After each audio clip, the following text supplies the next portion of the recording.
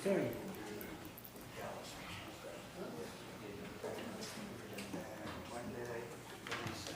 It's funny, my aunt called me yesterday and I love her so much. And she was like, I want to come up this summer. She lives in Ohio. And I'm like, you have to wait until the hotel opens.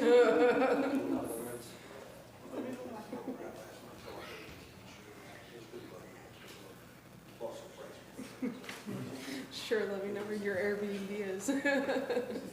You are.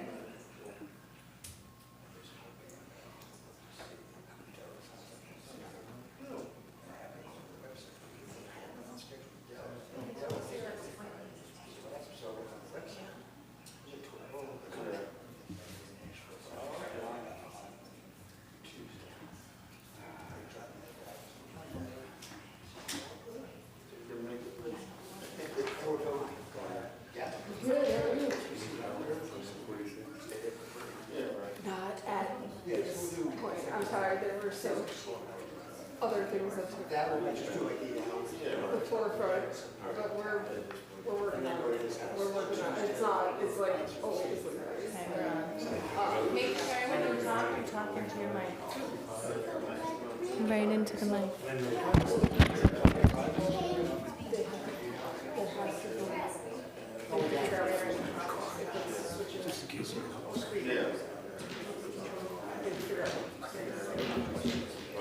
So it's gonna be one, depending on which chose one. So I will, what I'll do is, because there's still some explanations of those possibilities.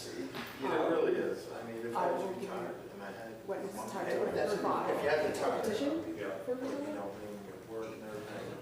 Don't worry, it's not far from my mind. Just read it.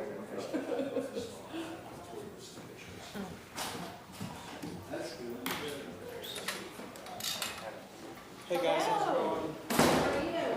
Good. You made it. Capital District is lovely this time of year. My son and I helped him pack and get out of Albany today. So. Oh, he's at, He goes to Albany State, yes, so he's home for the summer. we're just talking. There you go. We've chatted before. He likes it, so that's good.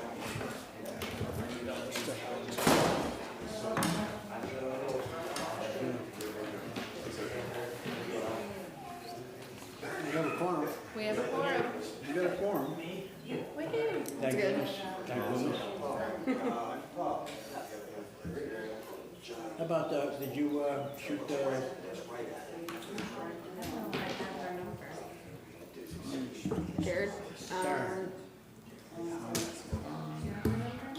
I mean, I can go get it.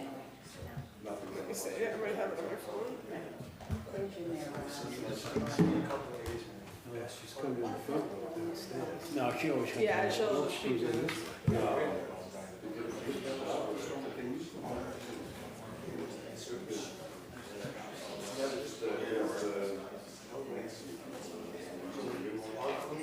I don't give out my cell phone. You know? Yeah, I have her direct line, but I think that, I have a suspicion that might be her office number. Should I can go to the office.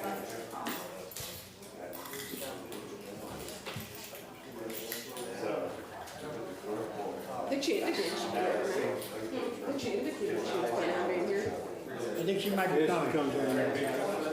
Looks like Good timing.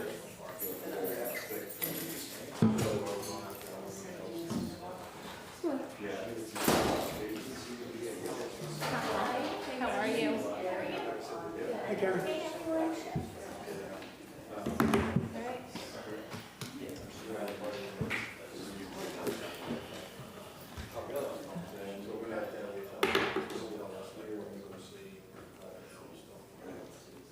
I have a copy of the, oh, never mind, it's right here. Okay. Ice cream shop, oh, right.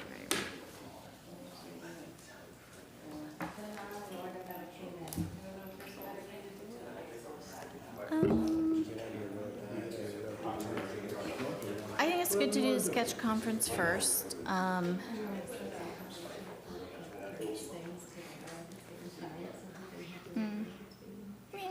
I I mean, generally how they do it is the public hearings that will take the longest, they put at the end.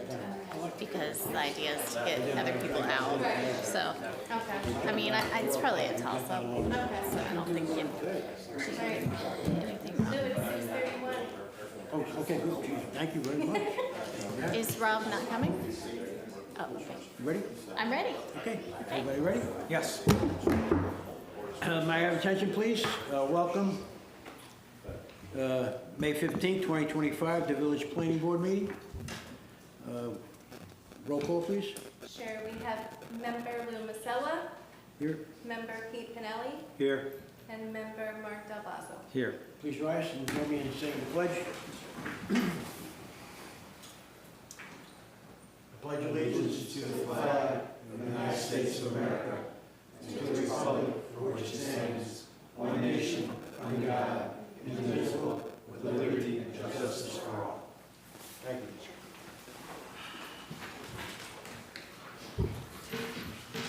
Okay, first on tonight's agenda is 3 Memorial Sketch Conference. Everybody here for ice cream place? for Memorial? Yeah, step right up, please.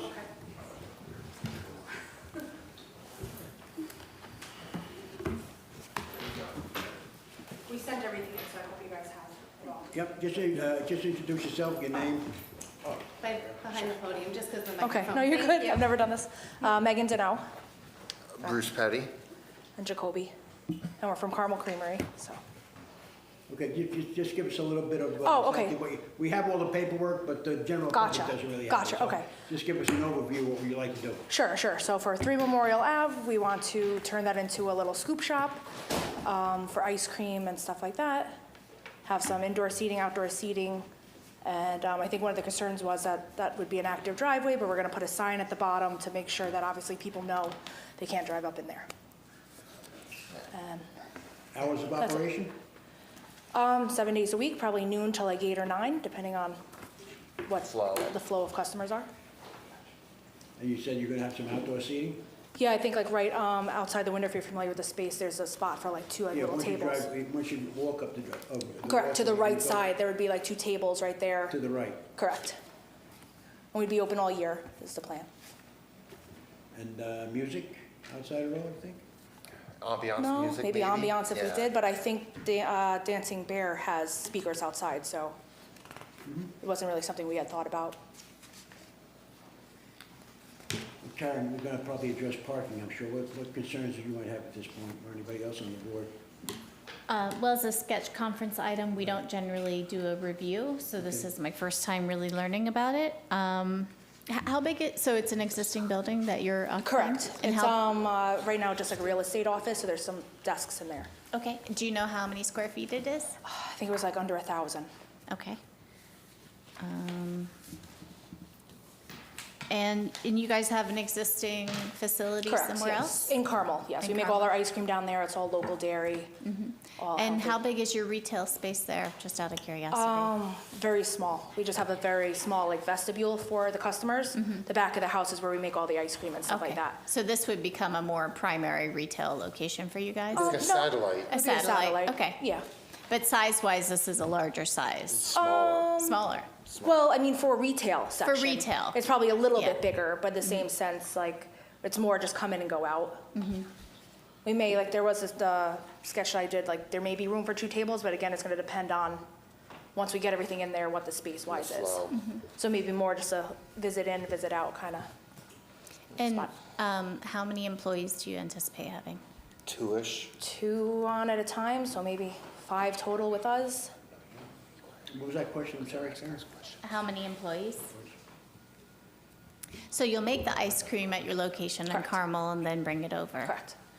How do the deliveries work for that? Is that a once a day sort of thing, or? I guess it really depends on flow. Again, down there, we're kicking tubs daily, so we probably have an overflow in the freezer there, so it wouldn't necessarily be a daily delivery. I mean, I guess we would hope it would get to that busy, but And I guess it would be, like, delivery wouldn't be some isolated delivery truck, it'd be no, it would like be your us. car when It you're would be us, driving? yeah, Like bringing them in private. bags, yes. Okay. We're No doing third everything party or ourselves. anything. Yeah. Okay. So there would be no deliveries of other kind other than what we would bring in ourselves. Whereabouts in Carmel are you located? On Towners Road, back by Gino's.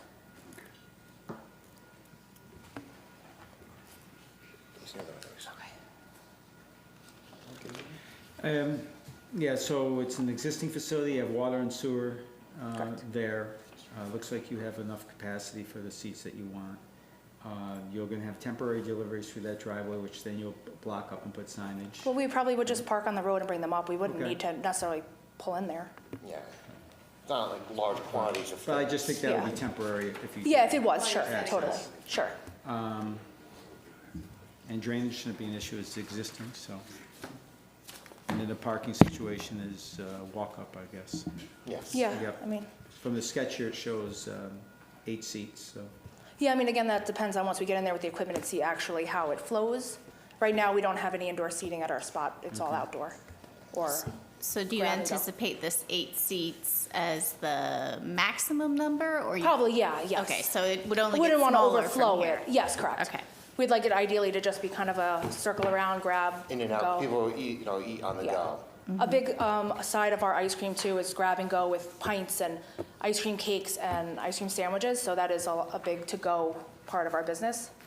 So I would assume that that would do that here as well. Do you think you're gonna get enough business back there? Yeah, I mean, we already have customers traveling to us. Because like I From said, yeah, because we make our ice cream, it's dye-free, it's all natural. You can't really find that anywhere around here. So we already have customers traveling all the way from like Dover, Amenia area down. So this would kind of be that middle spot We for them. created like a destination spot because it's not just your typical ice cream shop. You literally have new flavors every day. You use, local ingredients. We have a new menu, so it's always something fresh, something different. Every time you stop by, it's Well, I'm new. just saying, because you back off the road. Yeah, no, I'm You're not gonna afraid get of that. I enough mean, flow in there. If you're familiar with Towners Road, where we are right now, We're kinda that's hidden. off the beaten path, and we're at capacity on the weekends. So we bring the people to us. We could be in the cave, be okay. Will you use like sidewalk signs? yeah, that's Yeah. why I figured at the end, just to obviously to block that off. And social media really is where we get the most of our advertising. Do you have a peak period, like Saturdays from 12 to 2, or? Friday, Saturday, sometimes Sunday evenings. Yeah. After they do their evening, daytime of traveling, whatnot, we're kind of like on the way home, they grab their ice creams, kind of the end of the Day. weekend travel. And Friday and Saturday about what time? Same thing, evenings, or? 4 to 7. Oh, it's Yeah. more of give a or take. dinner treat sort of It thing? is, yeah, because weekends there are a lot of events that go on locally, so you tend to be busier in the afternoon, evening. And you would be open 7 days a week? Correct. Okay. And so then Monday through Friday, Monday through Thursday, what's It's your more, peak? I mean, we'll get flow during the day, but it's more like after dinner, so like a 6 to 8 kind of thing. You get families out. When there's sports going on, at least with us down there, we get all the sports teams after. Gotcha. Okay. And would you be open year-round, or is Yes. this seasonal? Okay. We currently are, so that won't follow suit.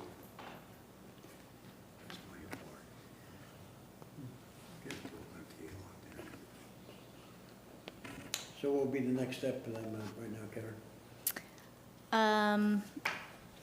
They would make a formal site plan application. I'm assuming it's a permitted use. It seems like it is. It's a B1 district. I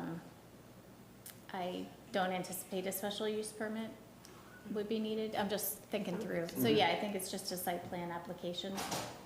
And does that go next month then to this meeting? Because obviously it's an ice cream shop we want to get open as soon as possible. We've been trying to get this going within the village since like February at other locations, so, Yeah, Oh, I see. Depending on when Is you that- get the application to Amanda. okay.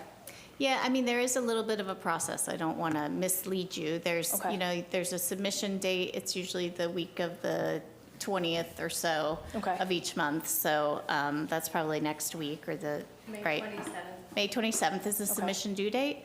And then that gets, assuming you submit everything that's required, that gets you on to the June meeting, which is the Okay, second Tuesday of the month, June 10th. okay, There would be a state environmental quality review for the project, which is for any site plan approval.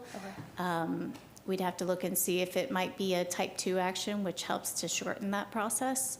And you have to complete that environmental review before the board can make an approval on the site plan. Okay. And, you know, there may be some additional questions in the in-between there. So the board also has the option to hold a public hearing, but they also have the option to waive it. And so, you know, if you're here in June, you're probably not going to get approval in July. Okay. So just to give you some idea. So past July, you're saying it most likely Yeah, will be? most likely, because, you know, Okay. we would see it as a formal application for the first time in Gotcha. June. So then if they choose to schedule a public hearing, that would potentially be in July. Okay. We'd also have to do the secret determination or, you know, close out, seeker, sorry, is the environmental review. Okay. Close out the environmental review. Like I said, there might be additional questions. Okay. Is this the process for like renting any space within the village, or is it just a space because it's changing from what it normally was to this? So if we were to find another spot somewhere within the village, say within that time that we're putting this out, would we still have to go through this process? You know, that's a Or good is that question. waivered? So the code stipulates what requires site plan review. Okay, I gotcha. And in the B1 district, it may only be special use permitted. Yeah, But I would assume a change of use would trigger a new site plan potentially? I mean, generally, yes, but you know, Just- it's worth putting eyes on. Yeah, there's a slight change of the outside, so there's a. What is the change of the Yeah, I outside? mean, if you look at the plan they submitted. I guess just the building, seats. it's this, you know, it's not major, but, The addition of the Yeah. seats. Yeah, but there's So- not a facade, No, an nothing architectural like that, change. no. Yeah. Yeah, I mean, there's clearly a change of use. I'm just saying I'm not willing to say yes or Right, no right. without looking at the code. right, right. I got you, okay. We've So- never been through this, But I'm they just could- curious. Yeah, it's a good They question. submit in June, we make a declaration in, if everything worked out for them in July, open, close, if we wanted to do a public hearing and then be done, could we do it that It's quick? possible, it just If they had depends if everything in order? Right, it depends on a complete application. Right, right. we It's have possible. everything. Right, Okay. It's not, you know, it's possible, it's doable, yeah. right, okay. If it was an existing restaurant or ice cream shop gotcha. already, it wouldn't be a change of Okay, use. I And gotcha. You wouldn't, you would just get a permit, and that's what happened. You guys, so I'm sorry to interject, No, but I no, just that's have perfect. more. You guys, the realtor came to us looking for a permit, but because it was only office space, I it gotcha. wasn't any kind of retail. Okay. So that's what triggered the change of use. Gotcha, just Okay. curious. So Okay, if Yeah, it's thank good you. to know. Yeah, that's Yeah. what it was. If it But was we're already- we'll look at the code, Okay. and Amanda Right. will get in touch with you to confirm what the next step is. Okay, Yeah. I appreciate it. And we understand the situation that you're in, and Yeah. if we can expedite it, we'll expedite. Yeah. Yeah, no, sure, just so we know for our own planning Yeah. as well, that's all. Okay, awesome, thank you. Thank you. Thank you for your time. Have a great night. You too. No, that's good. 85 Charles Coleman.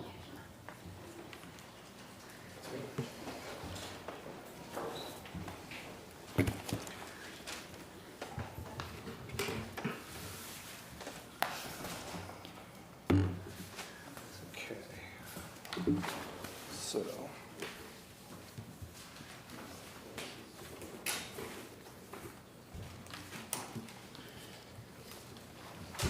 How do we want to do it? Open a public hearing, or how do we? Oh, yes, this is a public hearing for them, yes. Yes. I think usually we have you give Yeah. a brief summary, All right, you know, for the all right. benefit of the public. So basically, this is after the fact approval. The site was given amended site plan approval a few years ago, and the warehouse was constructed, it was approved, but there were some changes that were made during the process. Some of those changes basically are, the partial second floor was installed as a mezzanine, about 4,200 square feet on that, that was to be used as transferring office space from the existing warehouse into that, so that's a partial second floor. The main floor of that will still be used as a warehouse, so about 8,400 square feet. On the exterior of the building here, there was administrative approval of the material change on the exterior of the warehouse building, but in addition to that, there were some changes to the windows that were placed on the building. So that's up for review right now.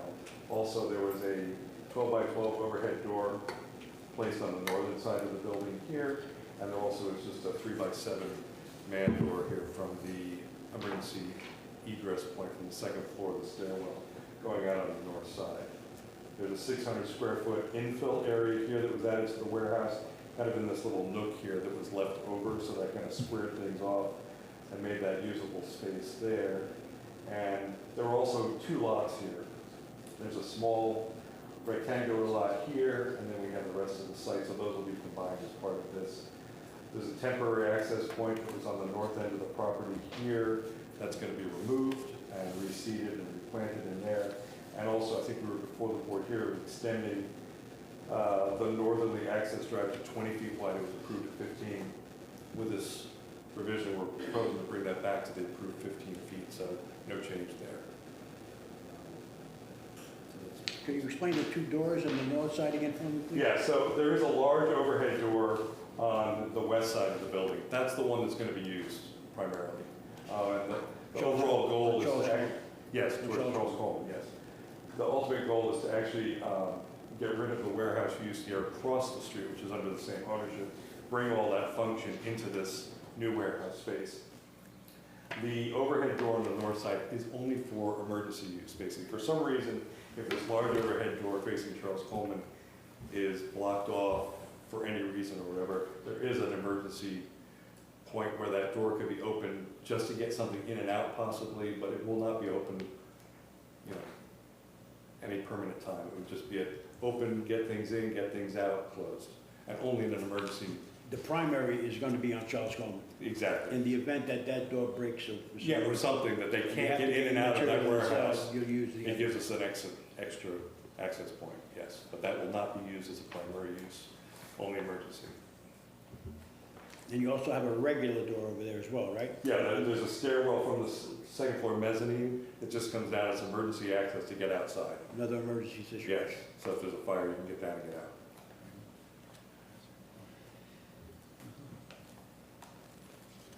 Okay, I think if you want to open the public hearing. Yep, okay.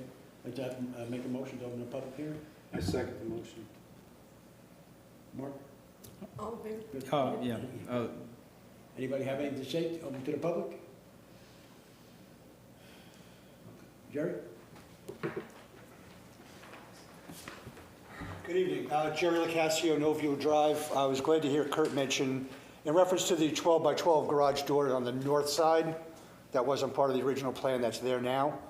There was a little bit of ambiguity at the last board meeting as to the use for it, and I'm glad Kurt mentioned emergency use only.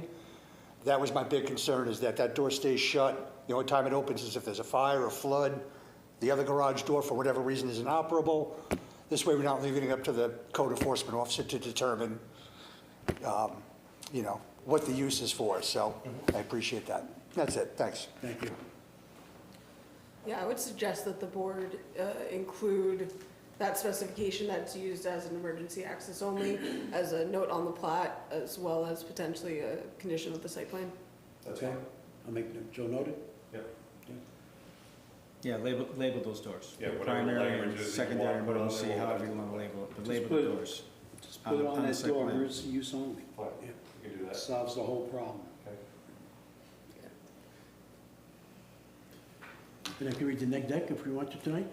I think you could close the public Yeah. hearing. Right, if you feel that everyone's had an opportunity to Yeah. speak and you have enough Anybody else? information. Like to say something?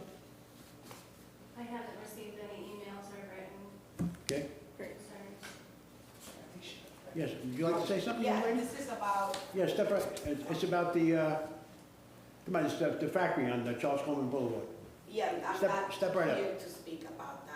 Oh, you're not? It's another zoning meeting in regards to the O'Connor Bar. Yes, that's coming up. That's coming up. It's coming up. I know, I was waiting for it. Okay, if then there's no one else, I make a motion to close the public hearing. I second the motion. Mark? Aye. Good? Okay, well, good. Public hearing is closed.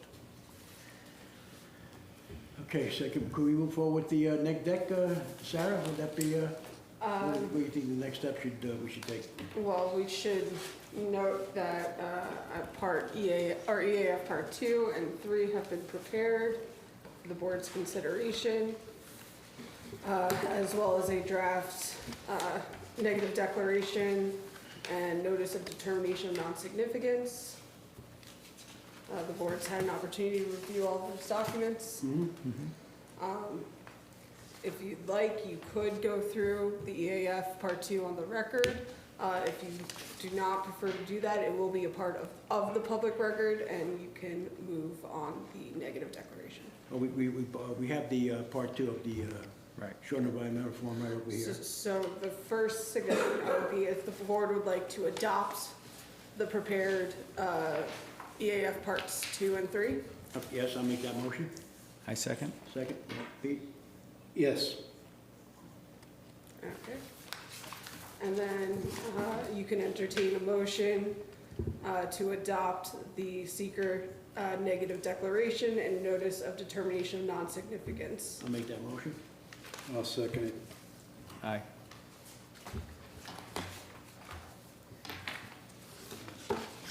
I do have a couple comments.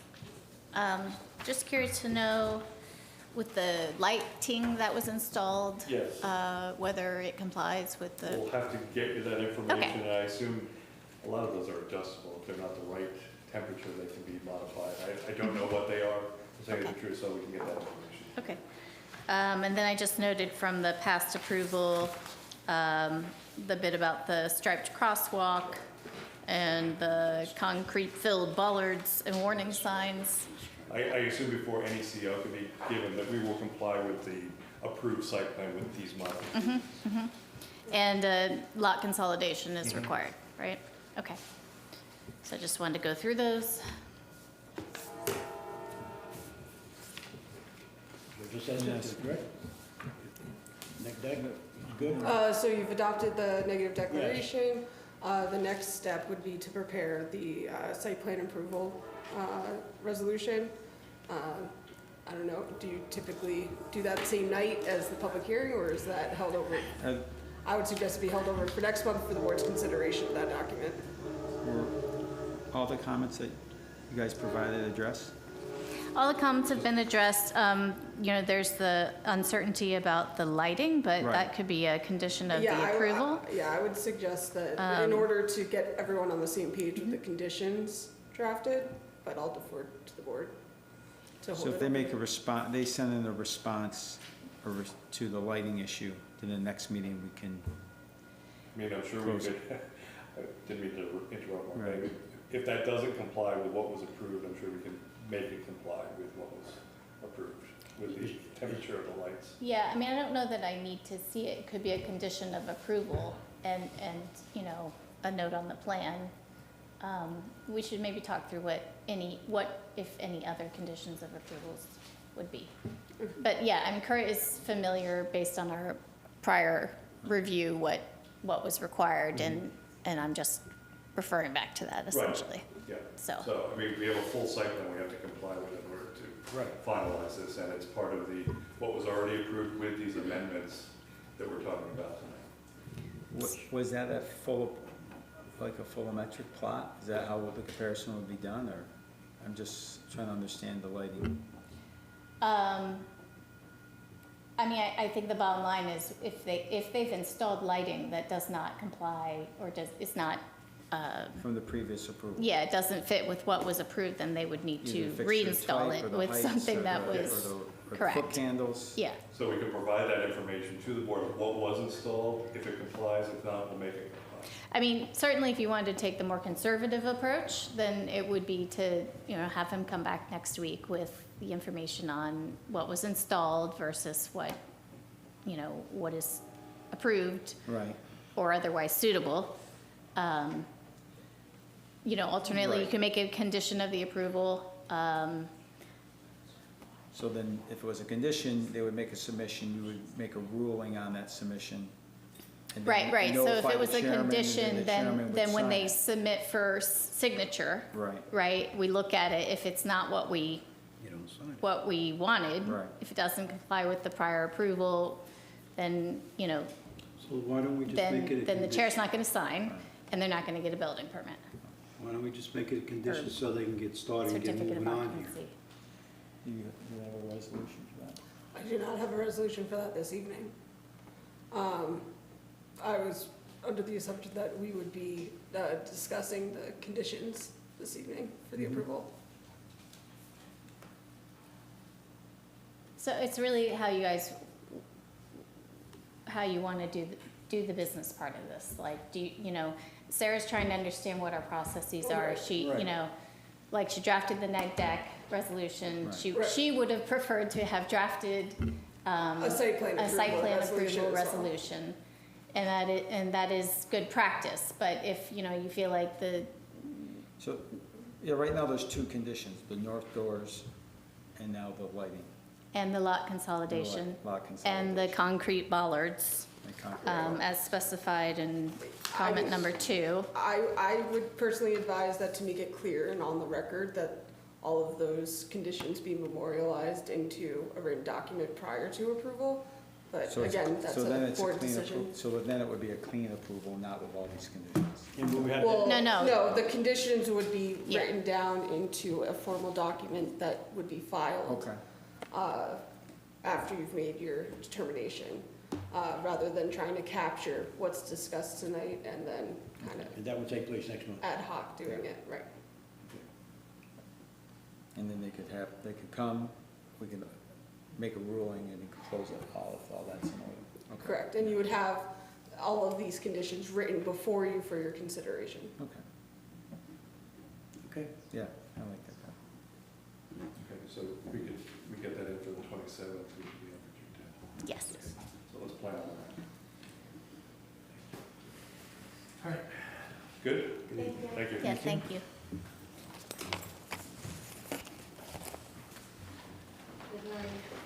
Good night.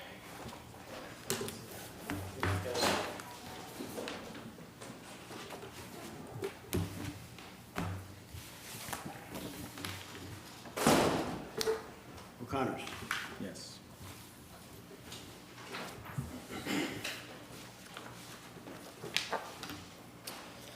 Okay, good evening. We are here to move on with the process of trying to expand our patio. As I went over last time, let me just pull it up here. We are looking to add about 1,500 square feet along the length of our current building, adding roughly 70 seats, not expecting them to be full all the time, but wanting the extra space for when we do our trivia or anything else we might, intend to do seasonally outdoors. Keeping our hours the same per the zoning, the B1 zoning right now. That goes from 11 to 11, Sunday through Thursday, and then as late as midnight, Friday and Saturday. We're trying to bring that down to 11 regardless, just to be mindful of everybody around. But yeah, we're just hoping to get started on this as soon as possible so that it's ready for the rest of the summer. People have been asking for it, they're ready, they're excited, and I think it'll bring a lot of people into the village, which is important. We did go over parking. I think we established that there's plenty of parking by us with 200 available spaces at any given time. And the hours based on the businesses of that parking, that they're more benefit us, in that sense. We open later, most of our business after they close. And we are currently waiting to hear back from Cedarwood Engineering, doing our flow evaluation. We were hoping they could rush it to us. They weren't able to get it today. Hoping to hear back imminently, not really sure when. But we would hope for minimum conditional approval to move forward pending their evaluation. Because every day that we're not able to, it sets us back, further, and we want to have that ready for everybody. I noticed in your documentation you didn't include Union Street for parking. So you have additional parking. Yeah, I what I had done, I saw 200 spots, and I thought that might do it. Not right there. But yeah, and I didn't include the rest of Elm Street either, so it seemed like overkill. But I guess it couldn't have hurt. Okay, so this is going to be a public hearing as well? Okay, Yes. I'll make a motion that we open the public hearing. Well, actually, I think maybe the first thing we need to do is declare lead agency Okay. for the seeker Declare seeker, review, okay. because we were waiting on the updated EAF the last time. So I'll make a motion to declare it's a type 2 situation, correct? No, we have a unlisted action here, because we're adding 70 seats. Okay. So Yeah. we can be the lead agent. Mhm. I make a motion that we put the lead agent list. I'll second it. Aye.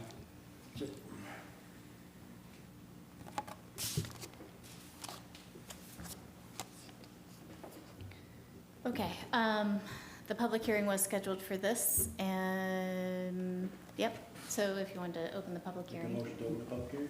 Second. Anybody have anything to say? Young lady?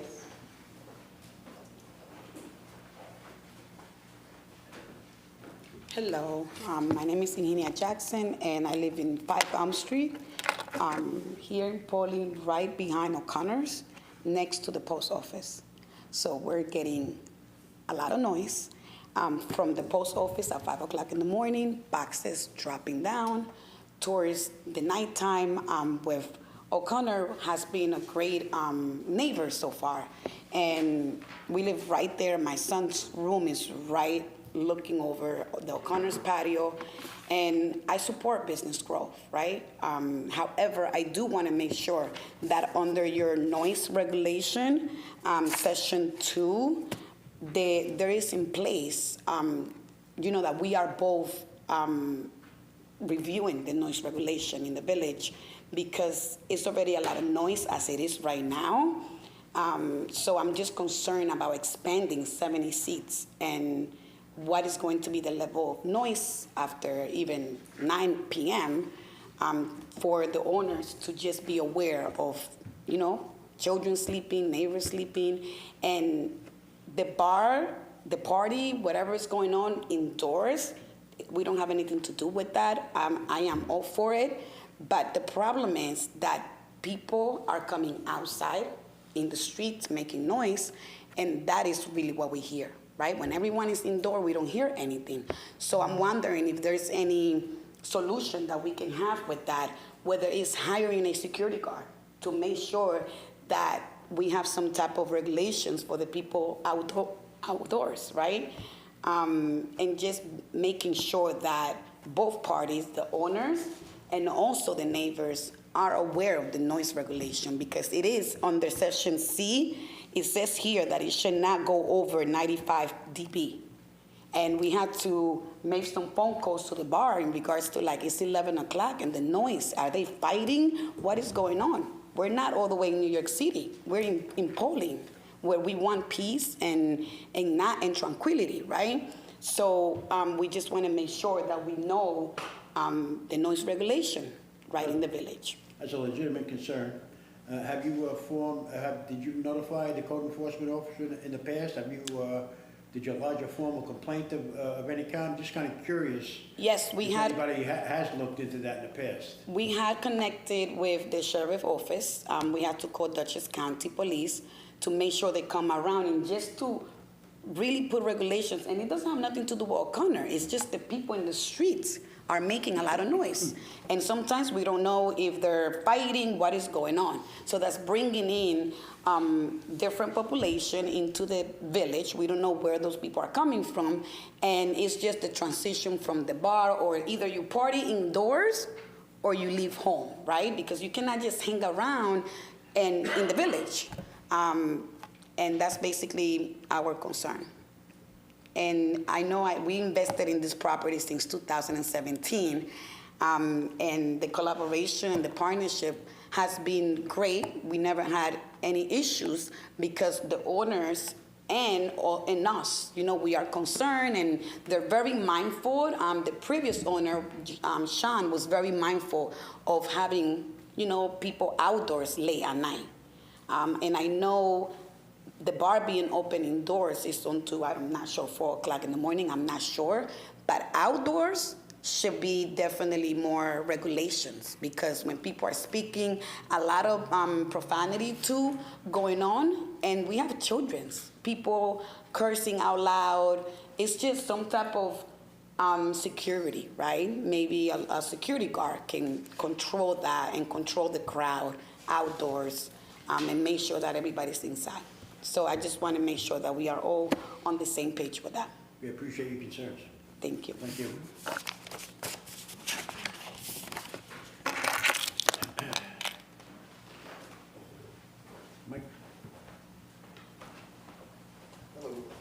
Brendish, 136 East Main Street.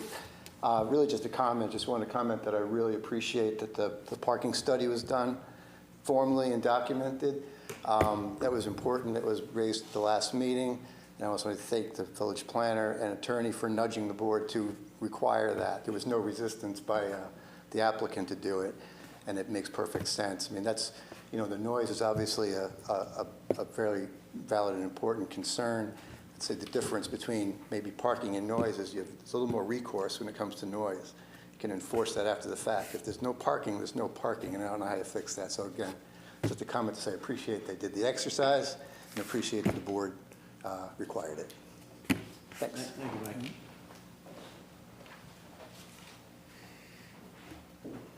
Anybody else? Okay, I'll make a motion to close the public hearing. I'll second. Mark? Yep. Pete? In favor.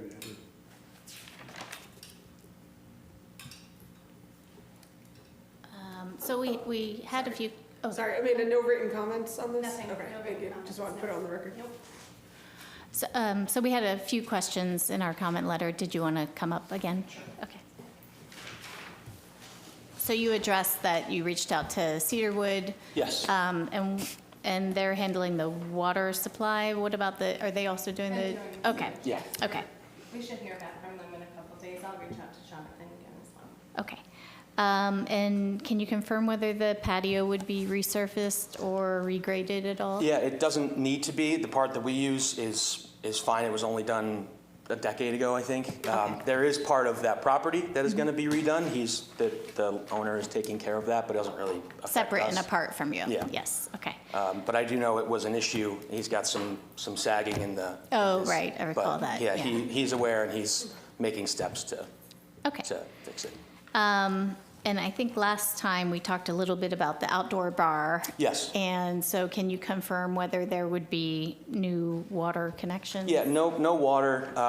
The only thing that we would put in would be a fridge, a lockable fridge, just to Okay. have stuff out there. But it's mostly just a different style of seating. I think the term bar was maybe not the correct when we had gone with it, because we're not going to necessarily have, you know, sink and sewer and all that there. Just a place to sort of stand and eat or sit and eat instead of a full table spread. There's not going to be any alcohol out there. No, I mean, if anything, we would keep some water out there. The alcohol's served behind the bar. And locked up. Yeah, yes, yeah. So would alcohol be out there is what the patrons bring outside on their own? Yeah, well, or waitresses.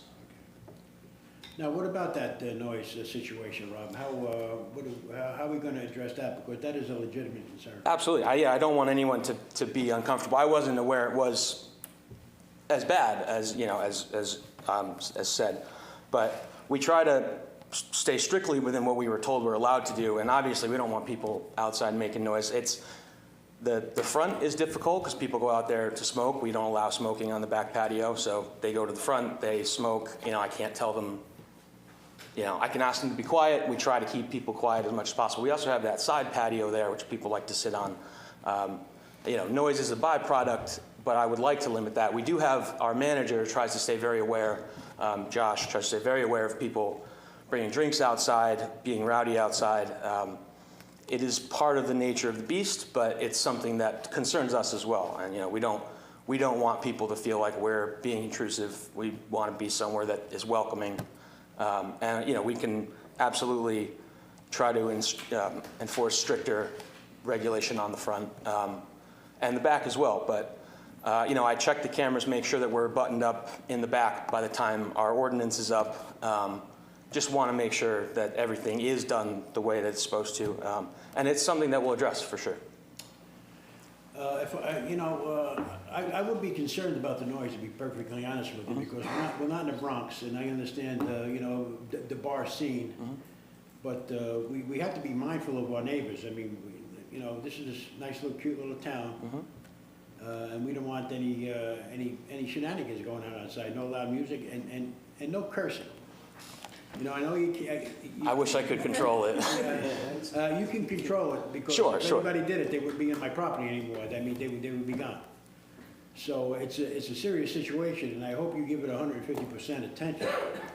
We know that, 85, 90 decibels, is the threshold. But at 9, 10 o'clock at night, that could be pretty loud. Absolutely. I wouldn't even want it to get to the threshold. Even if you're within the parameters. So I would hope that if you do get the approval, that you would be a little bit more mindful of your neighbors. And although you're within use some common sense. Yeah. If everybody's out there yelling and screaming, it's not gonna be acceptable. And I wouldn't like that if I lived next to your establishment. As I stated in the past, I think it's a great idea. I hope we can work through everything that we have to work through. But I also would like it to be a place that's gonna be welcoming to the average person, and not just a bunch of guys after a softball game going down there and raising all kinds of hell. That is what we've always strived for. It's what we tried to, I think we took care of some of that at the very beginning. It was, a difficult process, but we tried to sort of raise the standard. And I also want to make sure it's clear, this is about the front, it's the back patio. People they try to be respectful, and we try to keep that very locked down, because I know that it butts up against the neighbors. And, I don't want noise. I don't want somebody's, house to be an uncomfortable place to be. It's the last thing I want. And, the extra seats are there, but I'm going to have somebody there. We can install a decibel meter if that's something that would be helpful, just to make sure that it stays, at a reasonable level. Well, like I stated before, you could be within the parameters of the code, but it can still be too loud. I think common sense should prevail. Yes, agreed. And I know Josh, and I know his background, and I know that he can handle the situation. He certainly can. Yeah. If anything comes up. So I'm actually going to just leave it up to you and your common sense to really make that a decent establishment that are going to be respectful to your neighbors. Yep, especially absolutely. Young children. Nobody wants to hear that. Absolutely, I agree. If I could get rid of it altogether, I would. It's a tough business to be in. It certainly is. And so you have some challenges in that regard. We'll look forward to facing them. I would appreciate just a clarification from the commenter, if you don't mind. Sure. Is the issue with the people hanging out front, or is the issue with people in the back, or is it both things? It's both. Okay. Because when people are in the patio, Mhm. they're speaking, right? They're having dinner. However, they could be there. We don't have any issues. We have over 5 years experiencing this. But maybe, I don't know, the timing that the back patio will be open on to, that could be something to analyze, that will not be open too late, past certain time. And definitely, I like the idea that you mentioned in regards the noise measuring, equipment that we can definitely have there, because it's just, I'm also mindful when I have families over and we have, we're in the backyard, in regards to there's people in the patio there, let's put our music lower than usual, whatever it is, it's just being mindful.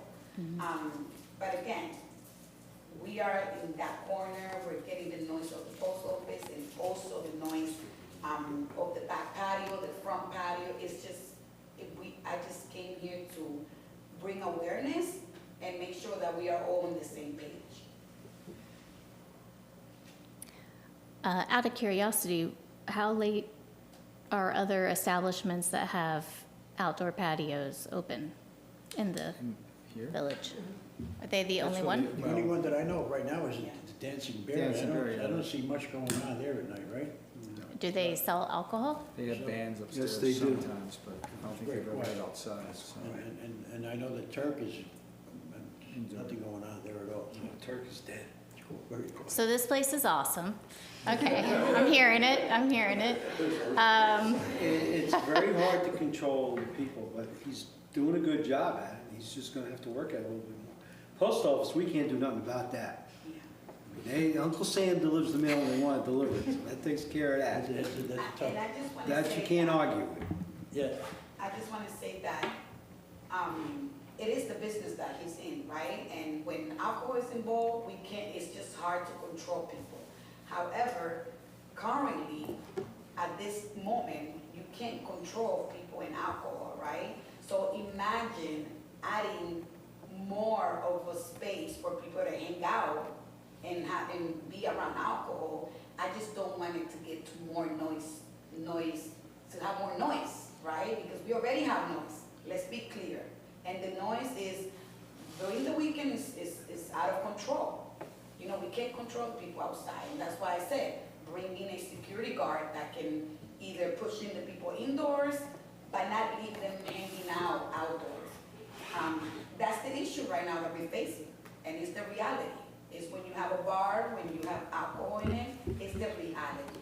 So now, how can we make sure that things are more under control, even though this expanding of the patio is happening, or there's gonna be opportunity for people to be in the back, right? How can we put regulations that will be benefiting both parties? Because it's already an issue, it's already a problem, the noise right now. Okay, So- well, So the noise ordinance, there's a decibel, is there hours associated with it, or is it just a, I just don't have that level of Right. familiarity with the noise ordinance. That's something we're gonna need to take a look at. I can look that up and distribute it to the board for Yeah. their consideration.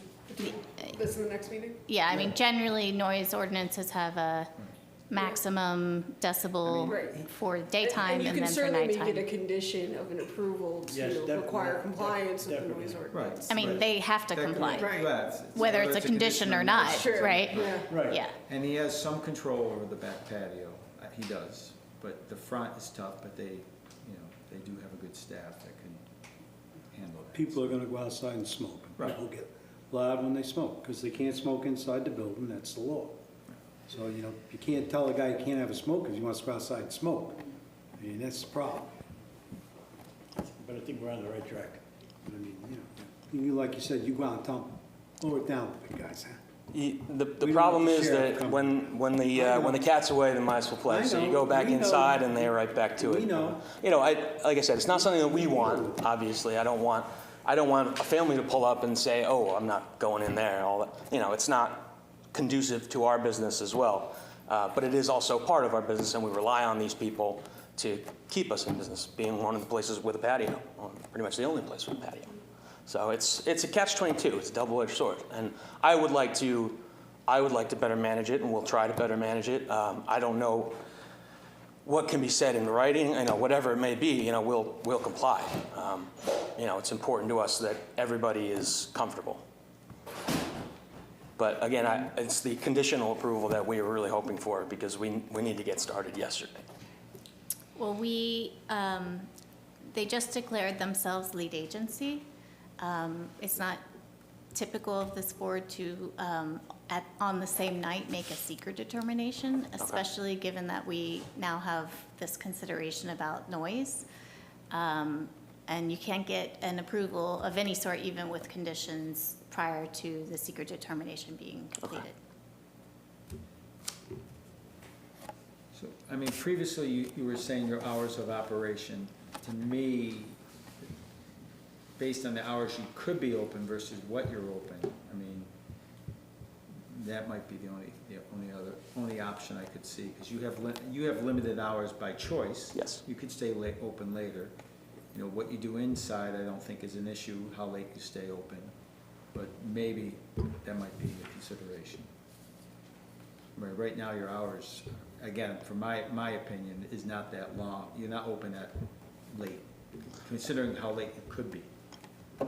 So I don't know if that's something for the outdoor portion you might want to think about.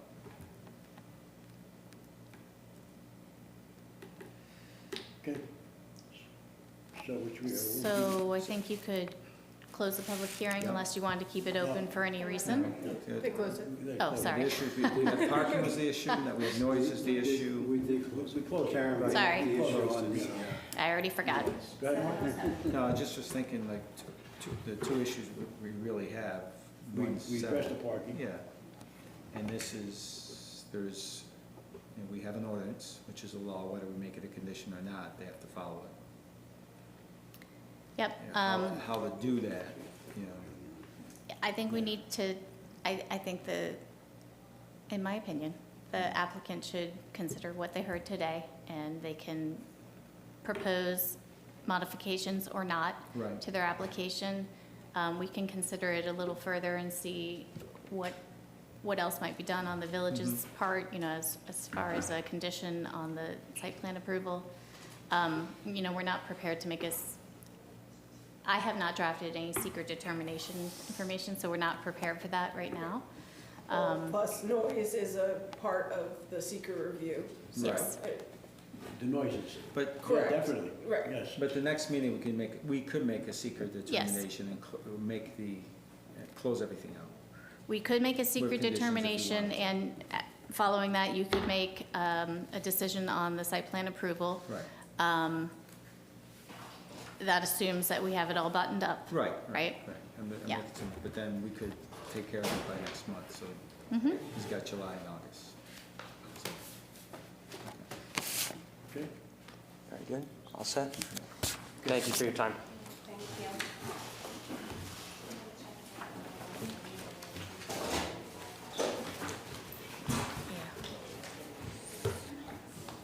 Yeah. I was gonna say, you should remind them of when the next submission date is. but- 21 West Main Street. No. No. Think so. Yeah, it's hard to keep track, I know. Good evening. Hi. I'll put you together next time, sorry. That's quite I did first come, first served. Gave me a breather, that's fine. Last time we were before this board, we were working with the board on the amended site plan on 21 West Main Street for Hillmax. At that point, we had an addition to the west side of the property that was pretty much in alignment with the existing building, but it did require a variance from the zoning board of appeals because the building was proposed within 25 feet of that property line here, which is a residential zone, we're in the B1 zone here. So the zoning board did not grant the variance that was necessary to approve that site plan. So we took a look at this and tried to see if we could get the same sort of idea without requiring the variance. So what we're proposing to do is basically the same proposal in terms of use, which would be 3 stories, and move that to the 25-foot setback line, moving the whole proposed addition forward on this. So it would be, at this one here, it would be on the 2nd and 3rd floor of the same 1-bedroom apartment for each of those which was proposed previously. And then on the 1st floor here, there would be a commercial use. And the existing commercial use in the middle part of this building, which is a tattoo studio right now, would be converted to a handicap accessible rental unit for residential use. So it's the same pretty much proposal as was before you previously, so it's a total of 6 residential apartments on the site, where there's 3 now, and then 2 commercial spaces, 1 in here and 1 where Julie. And moving the building forward doesn't affect the parking.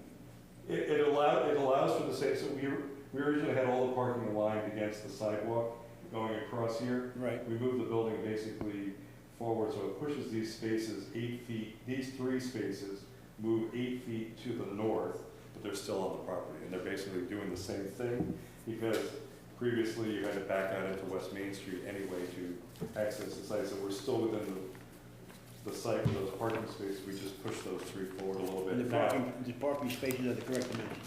Yes, correct.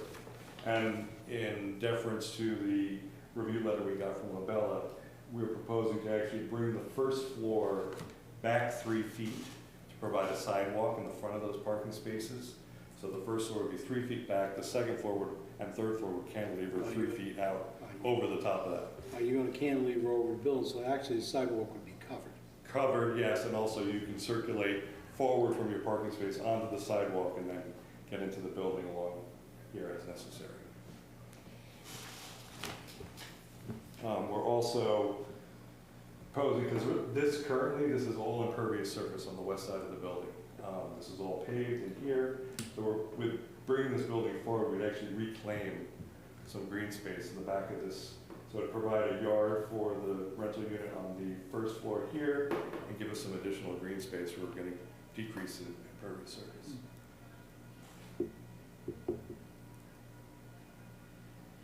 Carrie, have any questions? Well, I'll admit I'm concerned about the new parking arrangement. So the zoning code requires a drive aisle of a certain width. In your existing condition and in your prior proposed plan, the parking is as it is. It's existing, essentially non-conforming for those, those spaces that don't have this proper drive aisle access. So by now shifting these 3 spaces to the north, it seems to me you would need a variance from the drive aisle width because, and also aside from that, and we can get back to whether that's a variance or not a variance, I just don't think encouraging people to back up in the right-of-way of a road is... They have to do that now. It's an existing condition. We're moving this back basically 8 feet.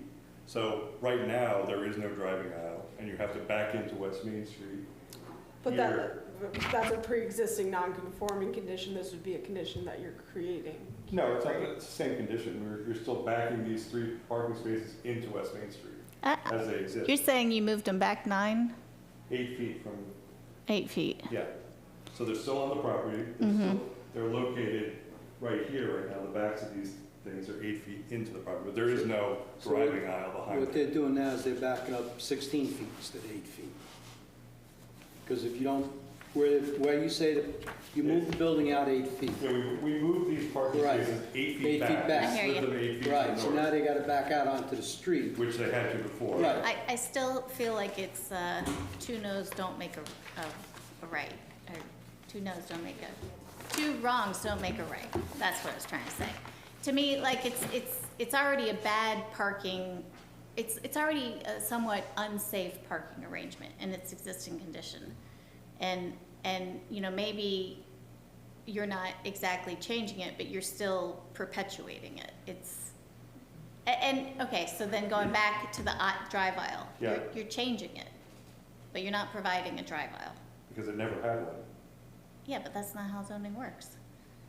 I mean, there's 3 parking spaces here now, so we're. But they're not there. They're actually, 8 feet forward, but there is no rear driving aisle. You cannot drive I in that. understand, but now you're changing the site. You're changing a site, like it's not a pre-existing non-conforming thing that you're just leaving in its place. You're changing it.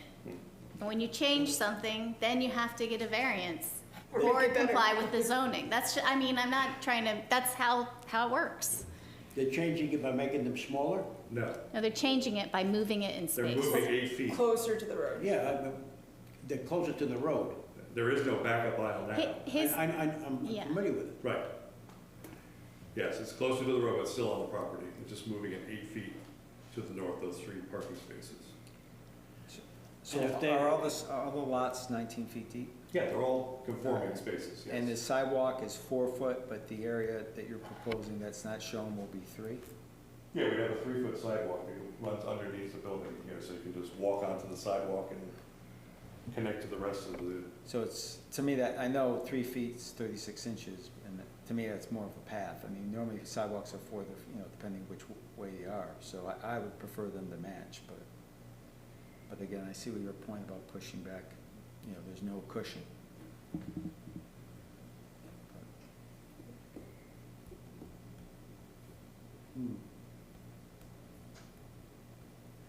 And the handicap complies, right? yes, Yeah. it does.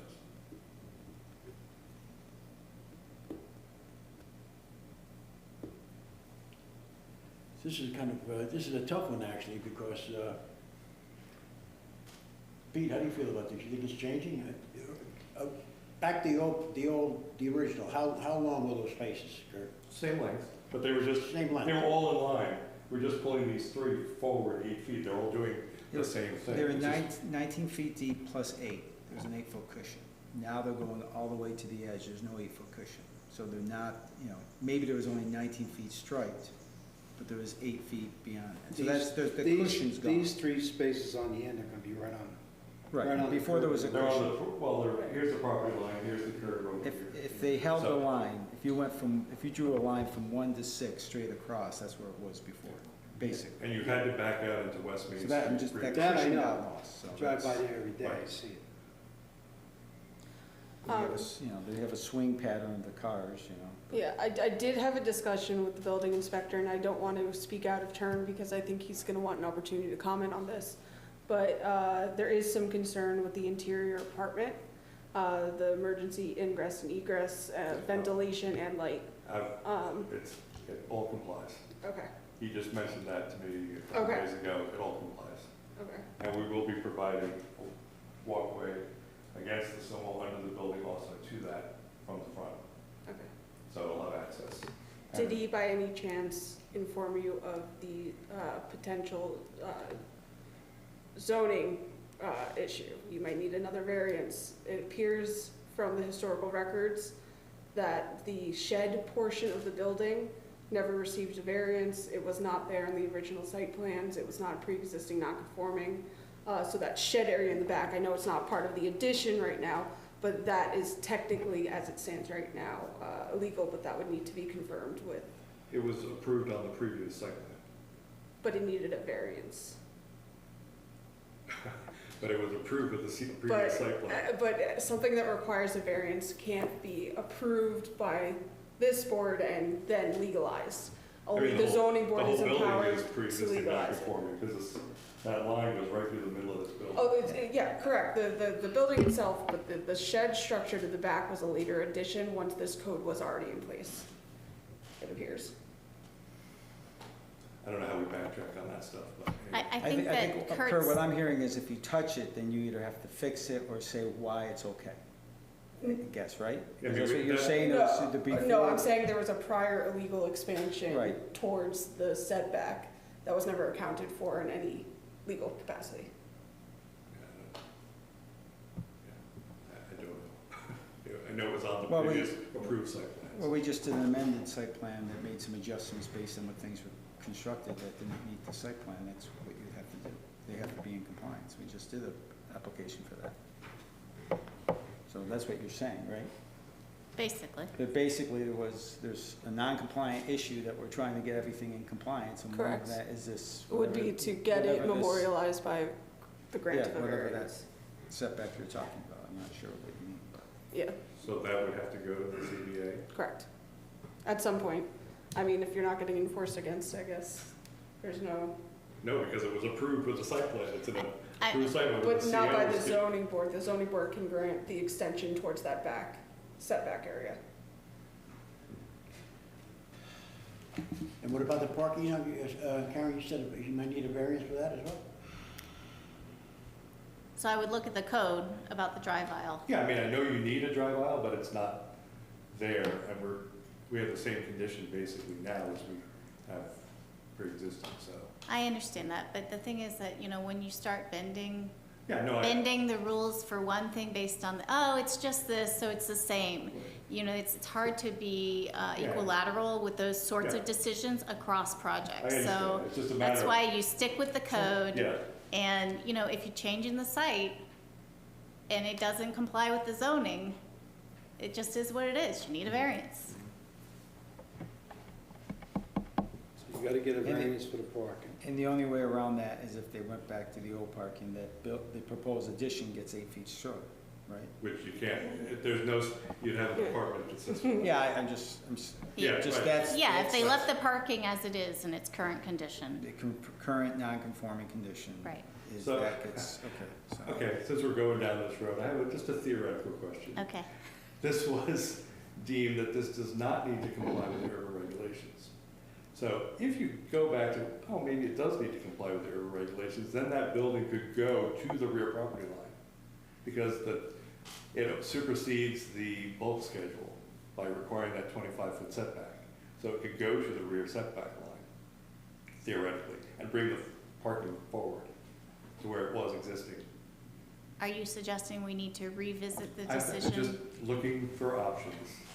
And, you know, if we need to go around all this stuff with the ZBA and stuff, maybe we need to relook at that and say, we can go back to what this board was reviewing already and put the building addition back where it was, leave the parking where it is, and not have to do a variance there. It's just a thought. I'm hearing your thought. I think it would be, I don't know how productive it would be to go back and reassess whether the urban And that's regs fine. apply I know, because you have or to not. build a building on the front yard set, or front property line with the urban regulations. It's just all weird. So. I'm hearing you that this is frustrating. Yeah. I understand that. You know, what we haven't talked about is all the parking concerns that came up, irrespective of where the Yeah. parking lies on the earth today or in the future proposed in your site plan. There were a number of parking concerns that came out of the Zoning Board of Appeals public hearing. So, you know, we I would think a need lot to. of those were actually off-site parking conditions, not on-site parking. And that intersection, I think, was the issue that a lot of people were commenting on, and how fast people drive out of the village on West Main Street, which is kind of irrelevant, but it's past the site. But There were definitely comments about fast driving people. I agree with that. yeah, But yeah, parking was definitely a concern that was brought up. You know, that's something that would need to be addressed in a greater manner as part of this review. We would have to reopen the seeker to reassess that, because it's a concern that was brought forward previously, and we can't ignore it. We have to assess whether it's a significant adverse impact, and go forward from there. So, I mean, my recommendation at this point would be that, you know, there's a determination as to whether he needs, a determination is made as to whether or not he needs a variance, not he, the project needs a variance from the drive aisle. That's one. 2, you need to schedule a public hearing. 3, we need to address the parking concerns. The parking concerns on-site or off-site? They were maybe both. I think it's worth having the public hearing and hearing what they have to say again about it. We all have access to the YouTube channel for the village's Zoning Board of Appeals meeting, so we could listen to that and hear it again. But certainly there were parking concerns. But the code right now, it's per bedroom, it's 1 spot, and they have 2 commercial spots, businesses, and they have 2 spots for that, right? So- Am I correct? so there were the- actually 3 for the commercial space, 3 for the. 6 for the apartments, 1 per apartment. 1 per apartment. And honestly, I mean, I just am mindful of it, because every time I drive by that site, I kind of just look over and just see, I've never seen more than 5 cars in that parking lot at any given time. And that- Well, I just drove by it and I saw cars parked tandem, which there were other spaces that were open, but Right. there were cars parked tandem, which you don't generally park tandem unless I just, Yeah, it's, I you know, know. and I just think because it's double deep here, Mm-hmm. that's why they're parked tandem. I don't know why they do that, I'm not sure. Yeah, And I don't know if that's someone from offsite using those spaces or not. I mean, certainly it's considerate of them to park tandem. But Yeah, so in the B1 district, the board can decide at their discretion how many parking spaces are required. Kurt did what's best practice, which is he based his parking requirement for this, what he perceived to be a parking requirement, on the ratios that are, you know, the demand ratios that are in the zoning code, and it meets that. But it is really truly under your purview to determine what is adequate for parking. So, you know, if we are taking a hard look at parking for O'Connor's, you know, and in this instance, it seemed at first glance there was not a parking issue, but then a bunch of people came out and talked about it at the zoning board, so now we need to consider it, in my opinion. Well, I think we always consider it, and just. Yeah, and but consider it He's gonna come in- back with some answers. Yep. What we just brought up. And again, And- just I think the ZBA, and I'm not gonna speak for everyone that was at the ZBA, a lot of them were concerned with coming up that hill, and there's people parked in front of Fresh Cuts, and there's, the DOT realigned the intersection coming in from Dutcher Avenue. So they made that condition there, and there's 2 parking spaces there, and then it does neck down, and there's people in the quick site, you have parking on both sides, once you get past the site. So I think that was a lot of the issues that there's a lot of cars going on at that It's a intersection. choke point. Yeah. So, But the county redesigned it. Dutch, yeah, that intersection, they redesigned, yes, like 5, 6, maybe 7 years ago. Yeah, I remember when they did. That used to be a big wide intersection. And they cut it down. Okay, so going forward, we're going to schedule a public hearing. You're gonna have to. I mean, we already declared ourselves lead agency on this application, right? That That's never right. ends, Yeah. so we can, Yes. okay, all right, so that's all done. We need a public hearing because we're gonna have to figure out what we're gonna do here. And you're gonna need a formal determination from the code enforcement officer as to what variances may be required? Yes. Okay. So you should schedule the public hearing, Yeah, schedule the if you so choose. I do want to do Yeah, that. Yeah, so you have to set it down for a date certain? Yeah, what date would that be? June 10th. June 10th. I make a motion, we schedule the public meeting, June 10th. second. Aye. June 10th. All right, thank you very much. Trying to get creative here. Kurt, real quick, on Yeah. the EAF. Yes. You note 2 DECI numbers for the remediation areas from the database. For which one? Where are these? I just don't know. That's plastics and Lumilite. Okay, thank you. That's all, I just, I didn't know. Yeah, yeah, Okay, it's- thank you. Everything in the village It- basically Yeah. shows up on every, When you do, yeah, when you pull the EAF off of the DC EAF mapper, it auto-populates certain things, and it does a radius of like 2,500 feet, linear feet, and it picks up those remediation sites. It does the same thing with wetlands and other things. Bog turtle, everything else. All right, thank you very much.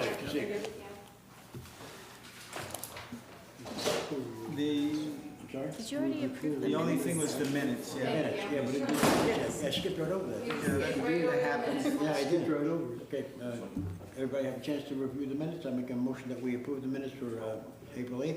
I'll second that motion. Aye. All in favor? Aye.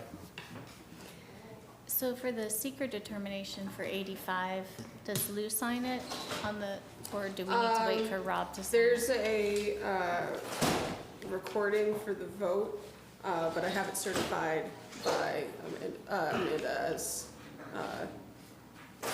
just recording the accuracy of that vote.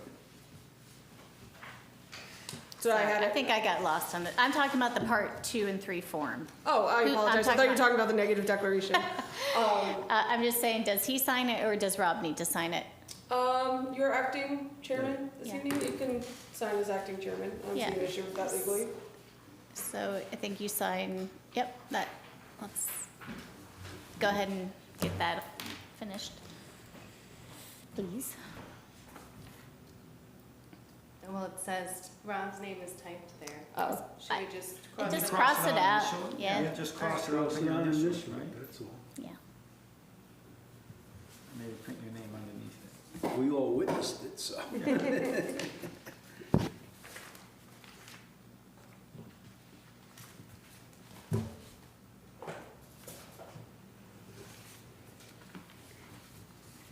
Nicely done, nicely done. If there's no other business to come before this board, I'd like to have I make a motion, we adjourn. adjourn. Aye. Aye. Thank you, everybody. Thank you. Thank you.